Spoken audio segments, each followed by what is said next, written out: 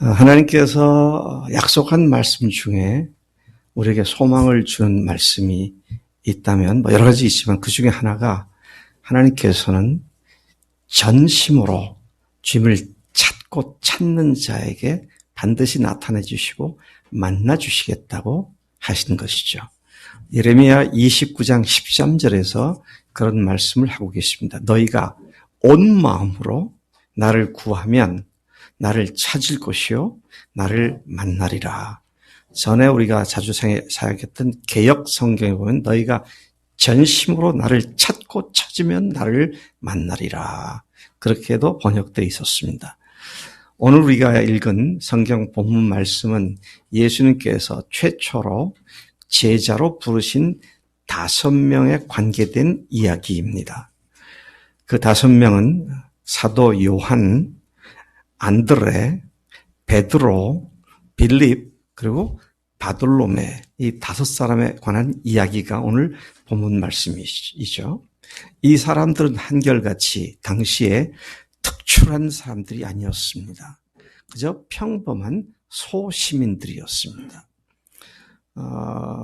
예수님의 12제 중에 그래도 조금 괜찮다라고 생각을 했다면 마태, 레위, 마태가 아니었을까. 왜냐하면 그는 어부가 아니고 세무사원이었기 때문에 조금 그래도 세상에서 세도를 부릴 수 있는 그런 위치에 있었겠다. 그런데 그때 당시 사람들은 세리를 악한 죄인으로 취급을 했었죠. 자, 그렇게 보면 예수님의 12제자 중에 누구도 특별히 내세울 만한 그런 사회적인 스테이터스나 신분이나 그런 포지션에 있었던 사람은 아무도 없었던 것 같습니다. 오늘 나온 5명의 제자들 중에 4명이 어부 출신이었던 것을 보게 되고요. 그리고 나다나엘 역시 소도시의 작은 마을 출신으로 그렇게 대단한 인물이 아니었던 것을 우리가 잘 알고 있습니다. 그런 평범한 사람들, 소시민들, 그들을 예수님께서 첫 번째 그룹의 제자들로 부르신 사건이었습니다. 왜 예수님은 좀 더 많이 배운 사람, 좀 더 사회적으로 영향력이 많은 사람들, 그런 위치에 있는 사람들을 찾지 않으시고 부르시지 않으시고 그저 그렇고 그런 평범한 사람들을 제자로 부르셨을까? 이런 의문을 가져보지 않을 수가 없을 것입니다. 그 이유가 뭘까요? 그들이 평범하기 때문에 부르신 것은 아닙니다. 그들이 부자가 아니기 때문에 부른 것도 아니고요. 그들을 부르신 이유는 부자나 평범하거나 특수한 그런 의미가 아니고 그들이야말로 하나님과 진리와 공의와 자유함과 또 그런 것들을 가져다 줄 메시아를 간절히 갈구했던 사람들이었습니다. 아까 제가 말씀을 드렸던 예레미야 29장 13절 말씀대로 하나님을 찾던 자들이었기 때문에 그랬다라는 것이죠. 여러분 자칫 잘못하면 부자는 하나님께서 싫어하시고 가난뱅이들만 사랑하신다 그렇게 생각하시는데 그건 아닙니다. 그래서 우리가 부자든 거지든 사회적으로 영향력이 많든 적든 똑같이 하나님은 누구나 똑같이 사랑하시고 동일하게 대하시는 평등하신 하나님이라는 사실을 생각하게 되는데 그런 평등하게 대하는 사람 중에 특별하게 대하시는 사람들이 누구냐? 하나님을 찾는 자들을 그래 특별 대우를 하신다는 말씀인 것이죠. 자, 그런 의미에서 아무리 좋은 것을 주어도요, 그것에 대한 갈증이 없거나 그것을 구하거나 찾는 마음이 없는 사람들은 아무리 좋은 걸 가져도 그냥 무덤덤합니다. 근데 그걸 절실히 필요했던 사람에게 그것을 주면은 그 사람은 너무 기뻐하고 어쩔 줄을 몰라 하게 되죠.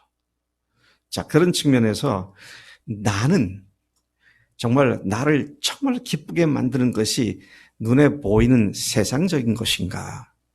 아니면 보이지 아니하는 하나님의 것인가? 이것을 우리가 한번 생각해 볼 필요가 있다는 것이죠.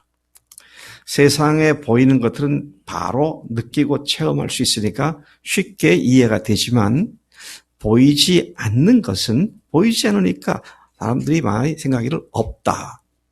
그렇게 생각을 해요. 그래서 보이지 않는 더 큰 가치를 갖고 있는 것을 찾지 않습니다.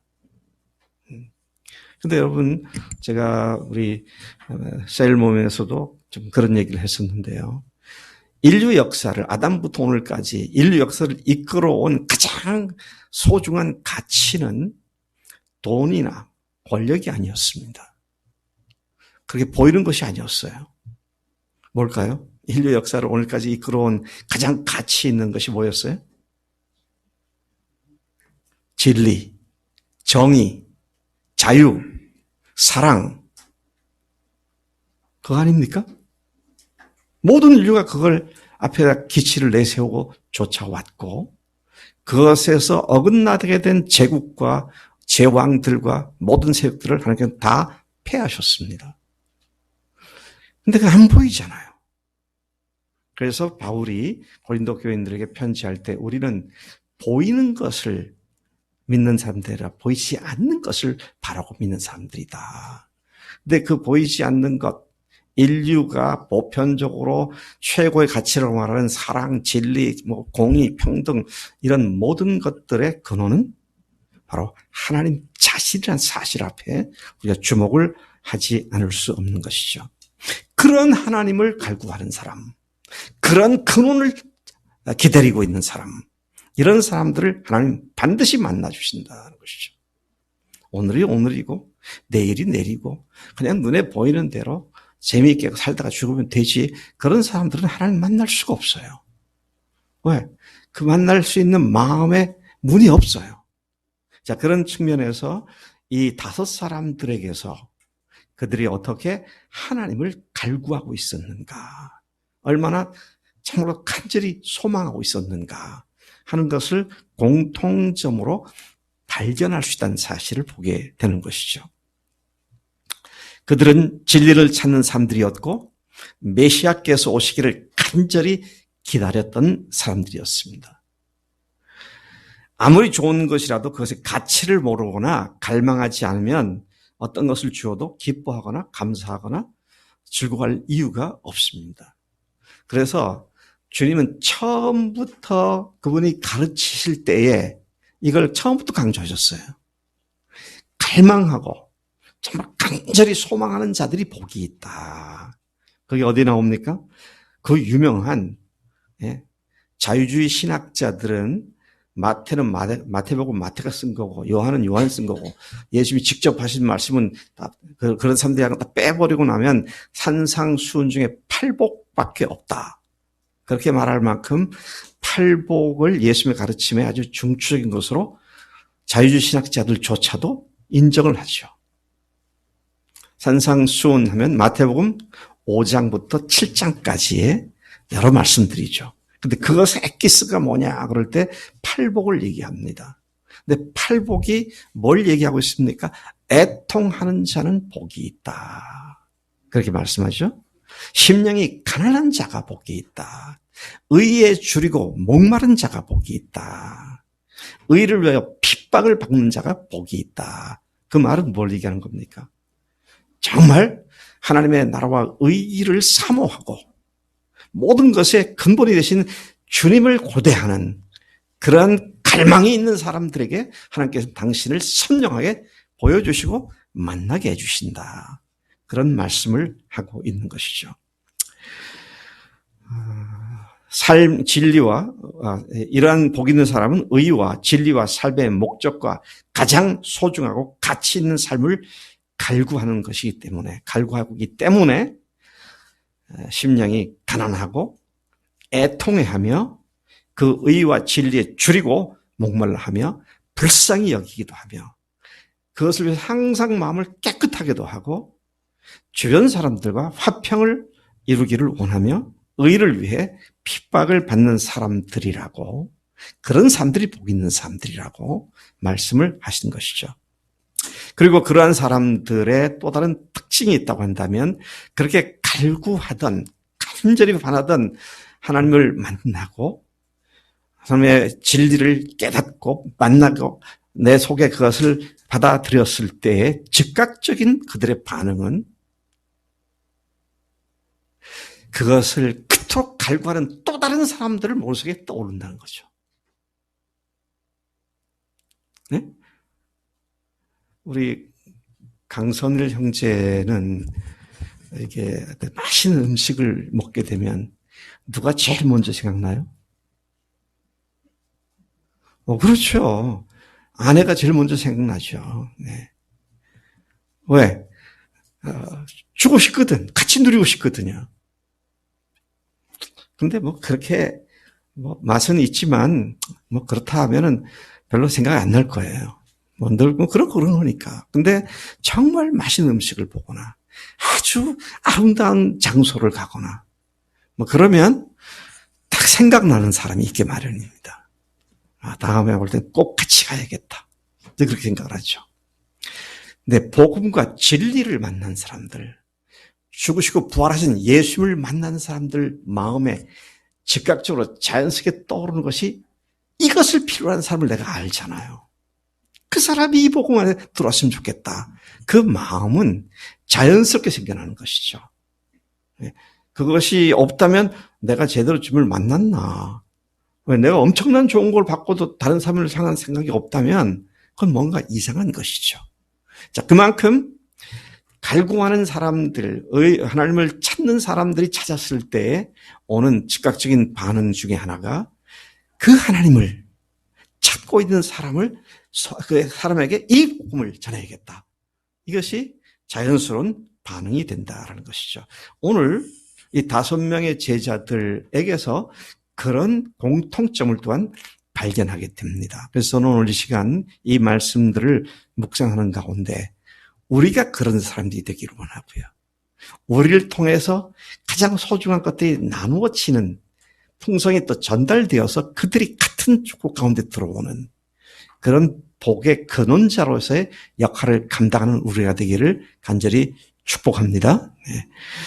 우선 2사람을 보겠습니다. 최초의 제자 2사람입니다. 그 2사람은 처음에는 침례 요한의 제자였습니다.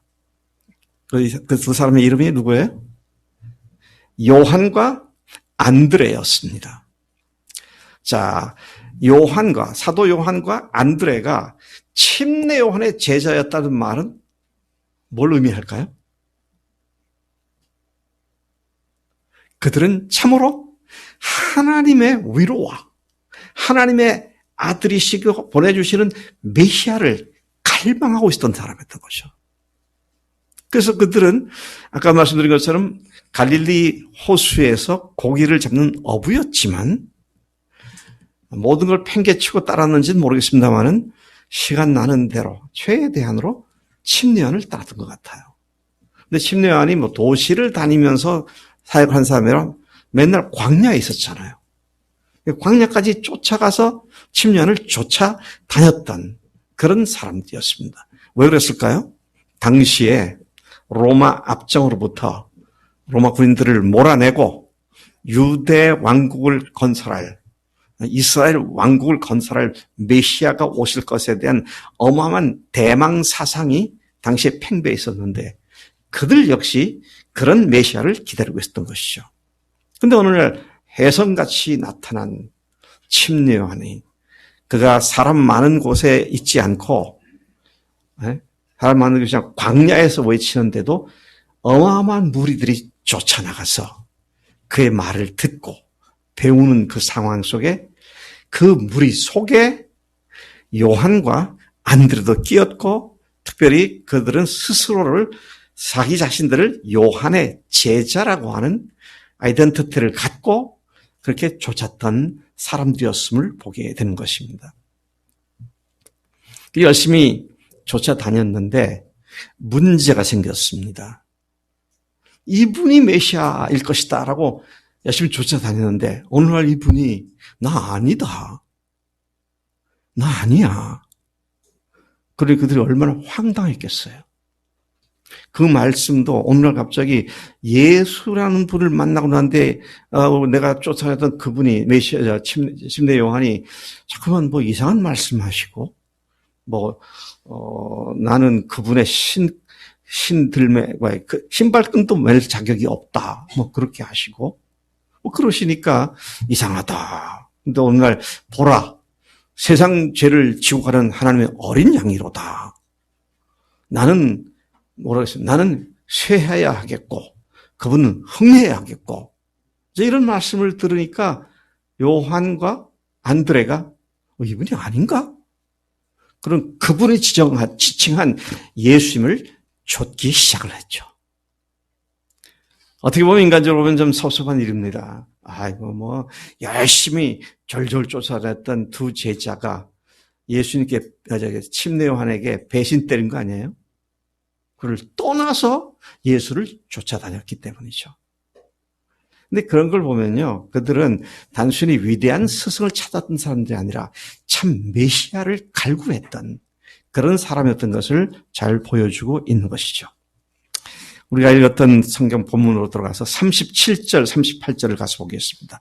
두 제자가 그의 말을 듣고 예수를 따르거늘, 그의 말이라면 침례 요한의 말이죠. 말을 듣고 예수를 따르거늘 38절 예수께서 돌이켜 그 따르는 것을 보시고 물어 이르시되 무엇을 구하느냐 이르되 랍비여 어디 계시오니까 하니. 랍비는 번역하면 선생이라. 자, 예수님을 따르기는 시작했지만 여전히 그분을 랍비 정도로 이해하고 따르기 시작한 겁니다. 그런데 자기 스승이 이분이다라고 했기 때문에 따르기 시작하면서 확인을 하기 원했겠죠. 제대로 알기를 원했겠죠. 그래서 따르기 시작하니까 예수님께서 이렇게 보시더니 못 보던 두 청년이 따라오니까 예수님께서 딱 보시면서 이 말씀이 그 말씀입니다. 그 말을 듣고 예수를 따르거늘 예수께서 돌이켜 그 따른 것을 보시고 물으시는 거예요. 자기를 따라온 두 사람을 향해서 물으셨어요. 뭘 구하냐? 뭘 원하느냐? What do you want? 뭐 원해? 그렇게 말씀하신 것이죠. 그랬더니 그들이 하는 말이 랍비여 어디 계시오니까. 이게 조금 동문서답 같지 않습니까? 뭘 원하느냐? 근데 어디 계십니까? 근데 이게 그렇게 이상한 말은 아닙니다. 왜냐하면 잘 생각해 보세요. 고대 스승들, 예를 들면 석가모니도 그렇고요. 소크라테스도 그렇고 공자나 맹자도 그렇고요. 그들이 제자들이 많이 있었잖아요. 그 제자들을 어디서 가르쳤어요? 같이 살면서, 같이 다니면서 그렇게 가르쳤던 것이죠. 그러니까 예수님도 그 당시 풍습대로 제자들이 예수님을 쫓아다니면서 배웠던 그런 시절이었거든요. 그러니까 어디 계십니까? 라는 말은 어디에 유하고 계십니까? 그 말이 되는 거고요. 그 말은 뭘 얘기하면 우리도 예수님과 함께 기숙하며 예수님을 배우기를 원합니다. 그러니까 입학원서를 낸 거예요. 예수 제자 학교에 입학원서를 낸 거라고요. 자, 그렇게 질문을 예수님께 다시 되물으니까 예수님께서 말씀을 하시죠. 긴 말씀도 안 하셨어요. 그냥 딱 한마디 하셨어요. 와서 봐라. 됐어요. 그게 전부예요. 와서 봐라. 요즘 우리 개역 개정에는 와서 보라 그렇게 돼 있는데요. 옛날 개역 성경 와봐라 그랬습니다. 와봐라. 서자가 하나 더 들어가고 덜 들어간 차이가 있더라고요. 영어로는 come and see. 그렇죠. 근데 와보라 그러면 그냥 오라는 말로만 들을 수 있으니까 와서 그리고 봐라. 그러니까 두 개잖아요. 오는 것과 보는 것. 그럼 와봐라 그러면 그냥 오란 얘기처럼 들릴 수 있으니까 서란 말을 그래서 더 넣겠구나. 근데 예수님 대답이 그거였습니다. 그건 뭘 얘기하는 겁니까? 입학 원서를 냈더니 예수님께서 입학 허가서를 발부한 거죠. 와서 봐라. 야, 이거 예수님이 당신을 다 보여주시겠다는 겁니다. 다 보여주시겠다는 거예요.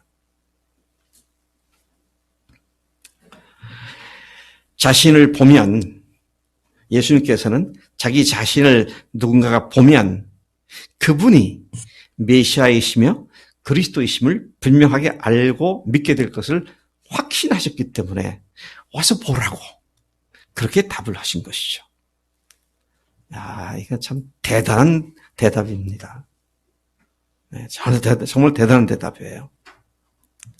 주님은 나를 보게 되면 너희들이 내가 누군 줄 알게 될 것이다. 이걸 분명히 알고 계셨기 때문에, 당신 누군지를 아셨기 때문에 이런 자신 있는 답을 하실 수 있었던 것이죠.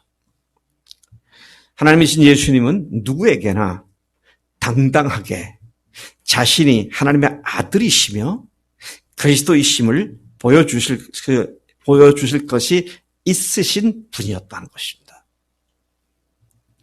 가까이 와서 자세히 보고 알라고 하신 말씀이죠. 보여줄 것이 없는 사람은 결코 할 수 없는 말입니다.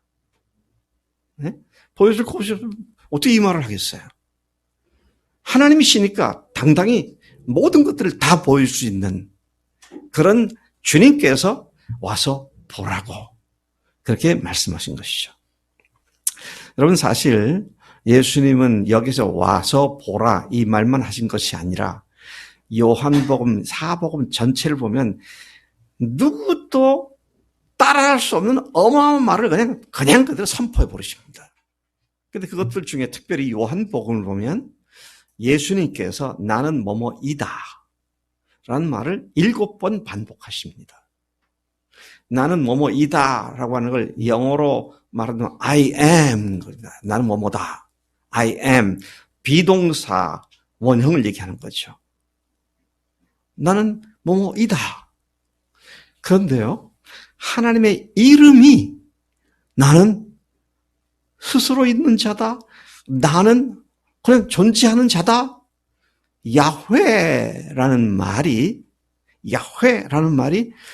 I am, 영어로는 I am who I am. I am that I am. 나는 나다. 우리말 성경에 보면 나는 스스로 있는 자다. 그렇게 번역되어 있는데, 그래서 유대인들은 하나님의 이름이 나오면 하나님의 이름을 성경을 읽다가도 얼른 바꿔서 읽죠. 야훼라는 말을 절대 안 합니다. 감히 하나님의 존함을 인간이 감히 부를 수 없다. 그래가지고 얼른 바꿔서 나의 주님 또는 그분의 이름 하셴, 그분의 성함, 존함 또는 아도나이, 나의 주님 이렇게 부르거든요. 그렇게 수천 년을 부르다 보니까 그 하나님의 이름을 어떻게 발음하는지를 잃어버렸어요. 그래서 성경학자들이 연구하다가 발음을 만드는 게 여호와입니다. 여호와예요. 근데 원래 발음은 그거 아닙니다. 여호와는 아도나이, 아오아이, 그 모음을 히브리어로는 이게 자음만 돼 있거든요. 거기다 붙여보니까 여호와 이렇게 발음이 된 거예요. 그러다가 1950년대, 60년대 히브리 학자들이 또 연구를 하다 그분의 이름이 야훼구나. 그게 100년도 안 됐어요. 그 이름이 다시 발견된 것이 말이죠. 그만큼 하나님의 이름을 존귀 여기는데, 그래서 누구든지 I am이라는 말을 안 합니다. 근데 예수님께서는 7번씩이나 I am the vine, 내가 포도나무다. I am the light, 내가 빛이다. I am the salt, 또 뭐라 했습니까? I am the way, the truth and the life, 내가 길이요 진리요 생명이다. I am good shepherd, 나는 선한 목자다. I am the door, 나는 그 문이다. 와, 그런 말을 7번씩이나 반복을 했다는 말은 뭡니까? 하나님이시기 때문에 그런 말을 해도 조금 더 어두구석이나 책 잡힐 것이 없는 완전한 하나님이신데, 그 하나님이신 예수님께서 와봐라, 와서 보라, 그렇게 말씀을 하신 것이죠. 여러분, 우리가 이런 담대함을 갖고 다른 사람들을 초청하고 복음을 전하는 게 필요합니다. 여러분, 책 잡힐 것이 없는 분명한 확신을 갖고 얘기할 수 있으려면 우리가 부활의 증거를 확실히 잡아야죠. 네. 부활하신 예수님이 하나님의 것이 증명되었기 때문에. 그래서 우리가 복음을 전할 때 믿어보세요. 그럼 좋을 겁니다. 이건 전도 아닙니다. 그냥 해본 소리죠. 이게 생명이다. 이게 생명, 이게 살 길이다.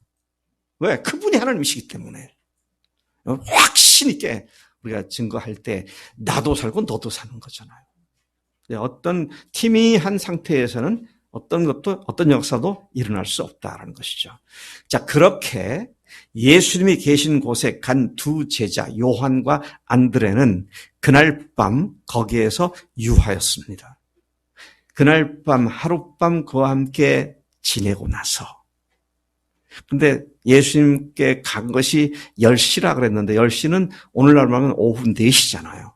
이제 곧 있으면 해가 지는 시간입니다.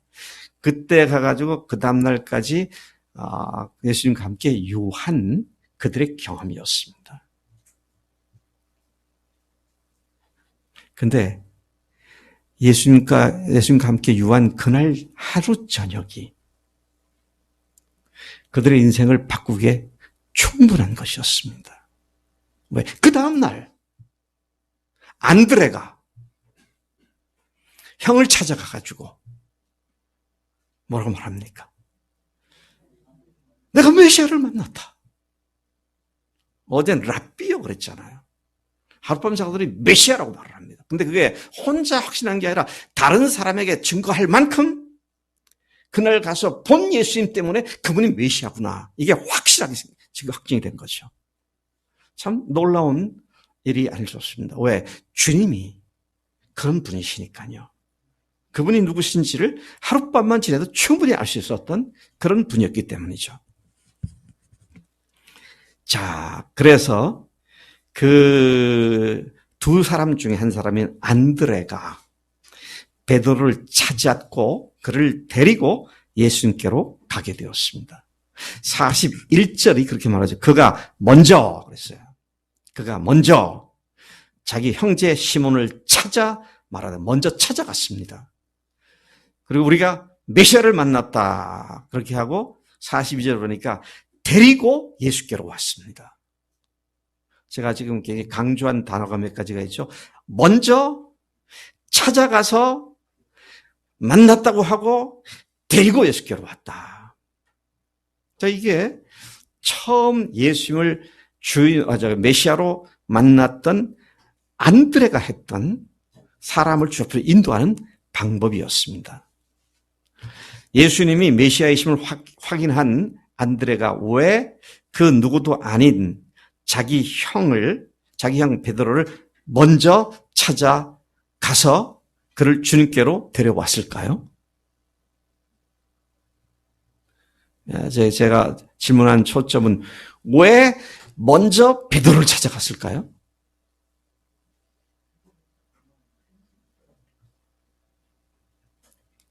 이 소식을 들으면 제일 기뻐할 사람이 베드로인 줄 알았기 때문이죠. 아까 그랬잖아요. 강영재가 맛있는 거 먹으면 제일 먼저 정잡의 생각이 날 거라고 말이죠. 그거예요. 그래서 보면요, 그리고 돌아와서 하룻밤 자고 돌아와서 길에 가다가 자기 형 만나가지고 한 거 아니고요. 먼저 찾아갔다 그랬습니다. 목표로 삼은 겁니다. 내 형한테 이거 전해야겠다. 그렇게 찾아갔다 그랬습니다. 그는 어쩌다가 제일 그 다음날 처음 베드로를 만났기 때문에 그렇게 한 것이 아니고 이 소식을 가장 기뻐할 형을 알고 있었기에 그를 찾아가서 그렇게 했다는 것이죠.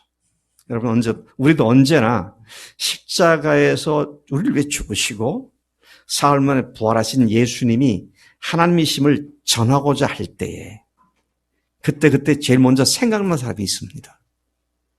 그 사람을 목표로 기도하고 찾아가는 게 필요해요. 그런 마음을 주셨을 때 누가 떠오르면 성령께서 주신 마음을 알고 그렇게 하는 게 필요하다는 것이죠. 앞서 설교 모두에서 말한 것처럼 하나님을 찾는 자와 하나님을 필요로 하는 자를 적극적으로 찾아가는 것이 필요하다는 것이죠. 그리고 그를 주님께로 데려오는 일을 해야 할 것이다. 안드레는 베드로를 데려왔지만, 자, 결과적으로 보면 자기 형을 데려왔잖아요. 근데 결과적으로는 누구를 데려온 것이 됐습니까? 훗날에 베드로가 어떤 사람이 됐어요? 대사도를 데려온 겁니다. 오늘 지성이 엄마가 지성이에게 복음을 열심히 가르치지만 10년, 15년 후에는 전혀 엄마는 비교도 안 될 어마어마한 하나님의 삶으로 커갈 수가 있잖아요. 성의자매 그렇다고 기분 나빠하지 마세요. 우리는 옆에 있는 사람이 어떤 사람 될지 몰라요. 근데 하나님은 그를 만나시고 난 뒤에는 우리가 상상하지 못했던 그런 상황을 바꾸신다는 것이죠. 참 놀라운 일이 아닐 수 없다는 것이죠. 그래서 우리가 데려오는 일을 잘 해야 합니다. 이게 참 묘해요. 아까 우리 다은 자매 그 간증을 들었는데요. 마침 본인 옆에 있으니까 두 사람이 다 그렇죠? 우리 교회 왔으면 근데 제가 어떻게 생각할까? 뭐 이런 생각을 하고 또 은선이라고 하는 옆에 친구는 내가 그 교회 가겠다면 애를 괴롭히는 일이 아닌가? 귀찮게 만든 게 아닌가? 근데 그때 그런 마음이 생길 때 은선아 나랑 우리 교회 가자서 덜쩍 잡고 데려왔으면 그게 언제인지 모르지만 그 기간만큼 어마어마한 변화가 왔었을 텐데 지금이라도 회개해? Who knows? 누가 압니까? 네? 하나님께서 하시는 일을 누가 짐작이나 할 수 있겠어요? 그래서 여러분 우리가 데려오는 것 참 중요합니다. 내가 말했으니까 알아서 지가 알아서 하겠지. 그거 아니고요. 실제로 올 수 있도록 실제적인 손을 내밀고 그렇게 필요하다고 하시죠. 자, 그런 의미에서 우리는 알려주는 것으로 끝났다가 아니라 실질적으로 데려오는까지 하는 것이 주님의 사람들을 주님 앞으로 인도하는 데 매우 중요한 과정이다. 단계다. 이런 사실을 다시 한번 바라보게 되는 것입니다. 자, 여기에서는 안드레가 베드로에게 했던 것을 우리가 봤고요. 두 번째는 빌립이 나다나엘을 주님께로 인도하는 이야기가 이 본문 속에 나와 있죠. 베드로가 예수님을 만난 사건에 이어 주님은 주도적으로 빌립을 부르셨습니다. 빌립에 관한 기록을 보면 빌립이 예수님께 와서 뭐 어쩌고 이게 아니고요. 주님께서 빌립을 만나시자 나를 따르라 그렇게 말씀하셨어요. 이건 사람들의 상태가 다 다릅니다. 어떤 사람은 따르라면 바로 따를 수 있는 준비가 되어 있는 사람이 있고요. 어떤 사람은 한두 번 이제 거부하는 사람도 있고, 어떤 사람은 한 10년, 20년 거부하는 사람도 있고, 사람들마다 다 달라요. 우리는 모릅니다. 그렇기 때문에 우리는 언제든지 권하고 언제든지 전하고 이런 일을 그치지 말아야죠. 자, 43절을 보면 이튿날 예수께서 갈릴리로 나가려 하시다가 빌립을 만나 이르시되 나를 따르라 하시니. 근데 이상하리만큼 빌립이 주님을 따르는데 주저함이 없이 그냥 즉각적으로 따랐던 것을 봅니다. 그리고 그는 예수님을 따르면서부터 메시아로 믿고 따랐던 것을 보게 돼요. 자, 45절을 가보겠습니다. 우리 45절을 같이 읽어보겠습니다. 시작. 빌립이 나다나엘을 찾아 이르되 모세가 율법에 기록하였고 여러 선지자가 기록한 그 일을 우리가 만났으니 요셉의 아들 나사렛 예수니라. 야, 여기도 보니까 찾아 만났습니다. 오가다 만난 사람이 아니라 찾아갔습니다. 그리고 아주 능숙하게 성경을 가지고 예수님을 소개합니다. 모세가 율법에 기록하였고 여러 선지자가 기록한 그 일을 그분을 우리가 만났으니 그분이 누군지 아냐? 그분은 요셉의 아들 나사렛 예수다. 이렇게 예수님을 딱 정확하게 소개를 하죠. 그랬는데요. 빌립 역시 안드레처럼 즉각적으로 이 사실을 전하기 위하여 일부러 나다나엘을 찾아갔고 그를 목표로 삼고 찾아갔죠. 그리고 빌립은 성경을 잘 알고 있던 사람이었기에 성경에서 오실 것이라고 예언한 바로 그분을 우리가 만났다. 여기에 모세와 선지자의 글에 오시리라고 한 그 일을 만났다 그랬잖아요. 그러니까 모세와 선지자의 글은 뭐예요? 구약 성경이죠. 구약에 말씀하신 그대로 예언하신 그분을 내가 만났다. 그분이 누군지 아냐? 나사렛 예수다. 그렇게 얘기를 하죠. 야, 얼마나 분명한 메시지입니까? 근데 우리가 다시 주목해야 할 것은 빌립의 말을 들은 나다나의 즉각적인 반응은 부정적인 것이었습니다. 그래서 우리가 복음을 전할 때 사람들이 긍정적으로 받고 적극적으로 응하면 얼마나 좋겠어요. 근데 그렇지가 않잖아요. 자, 무엇이 나다나엘로 하여금 빌립이 전해주는 메시아에 대한 소식을 부정적으로 대하게 만들었는가?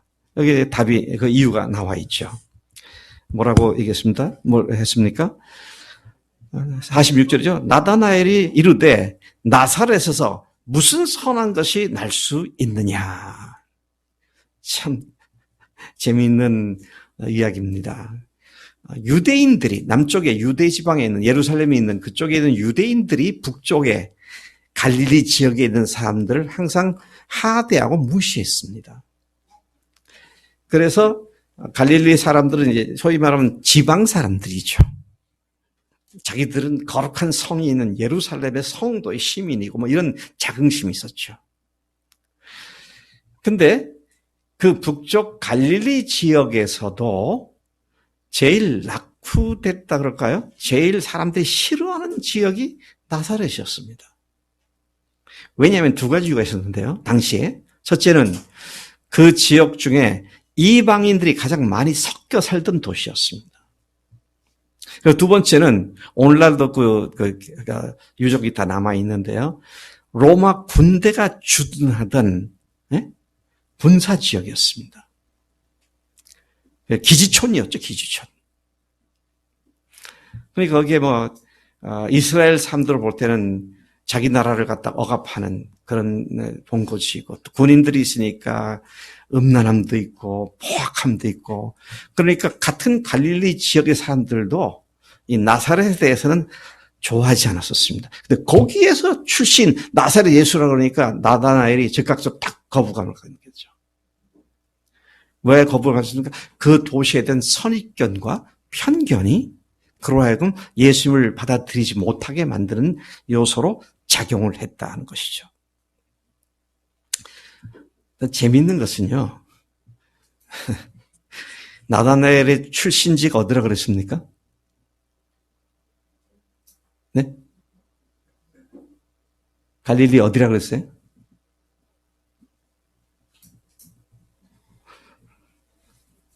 내가 아직 얘기를 안 했죠? 요한복음 21장 2절에 보면 그의 출신지에 대해서 기록하기를 갈릴리 가나 사람 나다나엘 그렇게 표현하고 있습니다. 제가 두 군데를 가봤거든요. 가나하고 나사렛 가봤어요. 근데 거기는 해변지대가 아니고 내륙지역입니다. 같은 갈릴리를 하더라도 안쪽이죠. 뭐 한국으로 말하면 강릉에 있는 영동 지역이 아니라 저기 원주쯤 있는 그 영서 지역의 육지 쪽이죠. 그런데 가나하고 갈릴리의 나사렛의 도시의 위치의 거리가 불과 15리 정도밖에 되지 않습니다. 4마일 정도밖에 되지 않아요. 그러면 가나 사람들이 누구보다 나사렛을 잘 알았을 거 아니에요. 그러니까 더 인정 못하는 거예요. 나사렛 예수? 거기서 뭐가 나온다고 그래? 이런 반응이죠. 자, 그렇게 되었을 때에, 오늘도 마찬가지입니다. 안 믿는 사람들에게 예수님을 소개하면 무지한 가운데, 알지도 못하는 가운데 일단 거부감을 갖잖아요.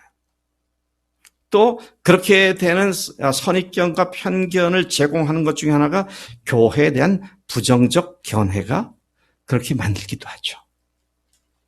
자, 이럴 때 안드레가 누구죠? 빌립이 어떻게 했는가? 여기에 예수님이 말씀하신 것처럼 와서 보라. 와서 보라는 거예요. 와서 보라는 거. 참 놀라운 그런 증거가 아닐 수 없다. 그런 생각이 듭니다. 예수님께서 요한과 안드레를 부르실 때와 똑같은 말로 빌립이 호언하고 있는 것을 보면 매우 흥미롭습니다. 그는 논증을 하려고 하지 않았고요. 직접 나다나엘이 주님을 만나고 보게 되면 믿게 될 것을 확신했기 때문에 와서 보라고 그렇게 말을 한 것이죠. 그 앞에 안드레 누굽니까? 베드로가 같이 죄송합니다. 베드로가 아니라 누구예요? 요한과 안드레가 하루 저녁 주님 가고 나서는 메시아를 만났다 그랬는데 오늘 여기 빌립 역시 예수님을 와서 보기만 해도 분명히 믿게 될 것이다. 이제 그런 확신을 갖고 얘기를 한 것이죠. 근데 여러분 오늘 사람들이 예수님을 볼 수 있어 없어요? 못 보잖아요. 근데 예수님 볼 수 있는 장소가 어디예요? 교회잖아요. 왜? 교회가 주님의 몸이라 그랬으니까. 우리 아까 이해숙 자매님이 그런 그 간증을 잘 얘기해 줘서 사전에 다시 한번 우리가 상기되고 있는데요. 네. 교회를 보고 세상 사람들이 너희가 내 제자인 줄을 알게 될 거다 그랬잖아요. 새 계명입니다. 그러면 우리가 몸담고 있는 교회를 놓고 다른 사람한테 와봐. 한번 와보라니까. 하나님께서 우리 속에서 어떻게 역사하시는지, 우리 교인들 속에서 무슨 일을 하시는지 네가 보게 될 때니 와보라고. 이렇게 자신 있게 와볼 것을 권할 수 있는 그런 교회가 돼야 우리가 이런 효과적인 전도도 할 수 있게 된다는 것이죠. 여러분, 주님께서 우리에게 와서 보라고 할 수 있는 교회를 이루라고 우리를 여기에 부르셨고 또 지난주에도 그걸 강조하셨고 오늘 여러 사람들이 그런 간증을 또 하게 되었습니다. 제가 한국의 셀교회를 한참 소개할 때에 그때 많은 목사들이 시간이 지남에 따라서 그런 얘기를 하더라고요. 난 우리 교회는 전도를 안 하기로 했다고. 왜 안 하냐고. 그랬더니 전도에서 사람이 들어오면 교회가 보여줄 게 있어야지. 와서 보고는 실망만 할 텐데 전도 그건 나중이고 먼저 우리부터 돼야 되겠다고. 그렇게 얘기를 하더라고요. 보여줄 것이 없는 교회. 거기에서 주님이 어떻게 역사하세요? 근데 형제들의 사랑의 삶의 섬김과 감사가 있고 아름다운 간증들이 넘치고 그러면 그것들 때문에 처음 우리 교회로 오는 사람들도 이 사람들이 뭐지? 어떻게 저렇게 살지? 이게 참 데려오는 일에 있어서 말이죠. 아까 그랬잖아요. 데려오는 게 중요하다고. 세상에 여러분 지금 기가 막힌 일을 직접 보고 있으면서 별로 못 느끼는 것 같아. 한 사람 전도하자고 매주 10시간 정도 도로에다가 다 보내면서 20분 병원 가서 말씀을 전하고 오기 위해서 10시간 이상을 까먹는다. 말하면 까먹는다. 이게 되는 얘기입니까? 되겠어 그래가지고? 근데 그게 우리들 형제들의 간증 아니에요? 우리 임동균 집사님 그렇게 하고 있잖아요. 이거는 맨정신으로는 할 수 없는 일입니다. 어떻게 그렇게 하겠어요? 근데 그런 일이 일어나잖아요. 네. 그래서 저는 그런 면에서 저는 우리 교회를 두고 사람들 보고 와 보라. 그렇게 저는 말할 수 있다고 생각해요. 오늘 아침에 같이 들었던 간증이나 또 일부 예배 들은 간증이나 그거 모든 교회에서 다 듣는 간증 아닙니다. 우리 교회에서 듣기 시작한 간증이에요. 그리고 그렇게 사는 모습을 볼 수가 있고요. 물론 100%는 아직 안 되지만 그러나 그런 역사가 이미 이루어졌고 그 숫자가 계속 늘어나고 있으니까 우리가 능히 와보라고 그렇게 얘기할 수 있는 교회가 되고 있다고 저는 믿어요. 여러분 그렇게 생각하세요? 네. 이게 중요한 거죠. 이미 시작했고 하나님께 역사하고 계시고. 제가 우리 마디가 생긴 것 중에 최근에 생긴 마디 하나 얘기하면 양재훈 형제가 명준이 아빠하고 개인적으로 만나서 어제도 교제를 했어요. 네. 오늘 성의자매 간증을 내가 읽혔으면 그게 잘 나오는데 너무 아까 제가 폭탄 맞아가지고 다 못 읽게 돼서 그랬다고. 참 놀랍습니다. 뭐 제가 명준이 아빠랑 얘기했으면 도망갔을지 모르겠어요. 뻔하게 그런 얘기 할 거다 생각을 하니까. 근데 하나님께서 양재훈 형제를 통해서 그냥 공감되는 삶의 이야기부터 쭉 해나가고 말이죠. 그게 지금 우리 속에서 실제 이루어지고 있잖아요. 제가 이제 김수지 신인섭 형제 간증도 내가 안 읽혔는데 매주 청년들 3명, 4명 집에다가 초청해서 밥 먹여가면서 교제하고 그렇게 해요. 여러분 그런 것들이 뭐 당연히 교회 사람들은 다 그렇게 하는 건 아니죠. 그렇지 않습니다.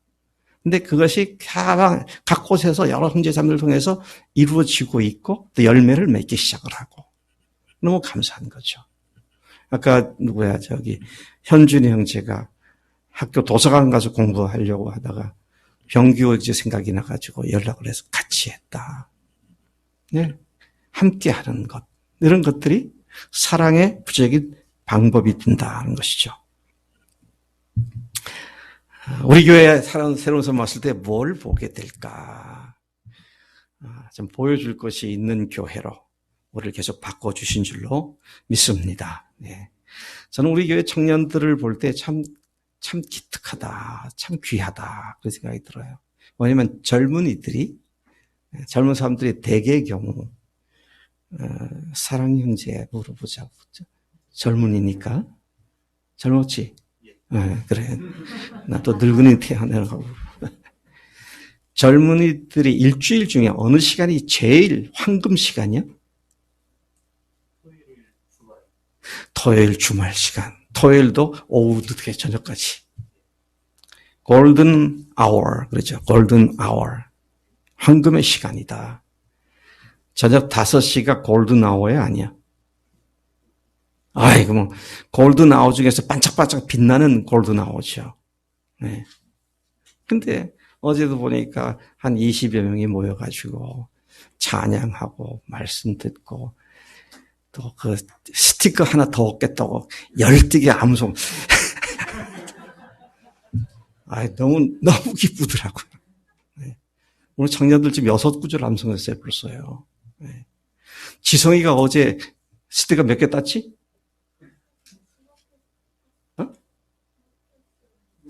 하나도 못 땄어? 그래도 6개 다 하라니까 딱 손들고 하다가 중간에 걸렸지만, 네. 그런 일이 우리 가운데 지금 계속 일어나고 있어요. 그래서 여러분, 아직 안 되는 부분 때문에 너무 비관하지 마시고요.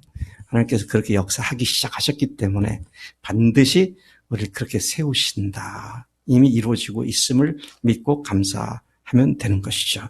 사람들에게, 교인들 간에 복음을 나누고, 기도 제목을 나누고, 조건 없는 사랑으로 돌보며 연약한 지체들을 위해 마음을 아파하고, 만나주고, 들어주고, 함께 웃고 함께 우는 사랑의 관계성이 더욱더 넓어지고 깊어지는 모습에 저는 참으로 감사하고 또 감사합니다. 그런 간증, 그런 만남, 그런 사랑의 얘기가 더욱 널리 알려져 가고 있음을 감사합니다.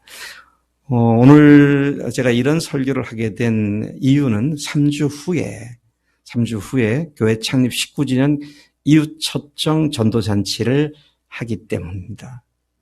제일 먼저 마음속에 떠오르는 사람을 찾아가서 와서 보라고 그렇게 초청하고 그들을 데리고 오는 그런 일이 있어야 할 줄로 믿습니다.